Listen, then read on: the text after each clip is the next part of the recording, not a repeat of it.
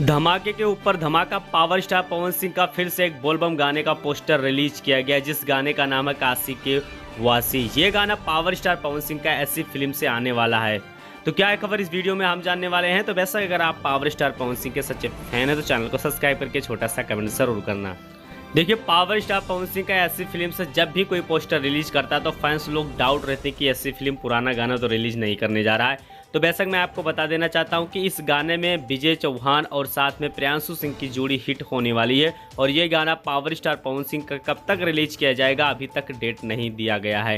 लेकिन power star Pawan Singh को लेकर बहुत बड़ी खबर निकल के आ रही है कि पावर स्टार पवन सिंह का बॉलीवुड जो गाना था वो पूरे यूट्यूब सेक्शन पे 1 नंबर पर स्टार्ट हो गया है चलना। तो बेशक आप समझ सकते हैं कि पावर स्टार पवन सिंह के इस धमाके ने तो बॉलीवुड के साथ साथ भोजपुरी इंडस्ट्रीज वालों की नींद भी हराम कर दी है, क्योंकि पावर स्टार पवन सिंह का ये गाना सोशल मीडिया पे टॉप नंबर पर रैंक कर रहा है। और पावर स्टार पवन सिंह ने फिर से एक नया लकीर खींच दिया है बॉलीवुड में, क्योंकि बॉलीवुड का गाना अगर आता है पावर स्टार पवन सिंह का और टॉप नंबर पे हो जाना बहुत बड़ी बात हो जाती है।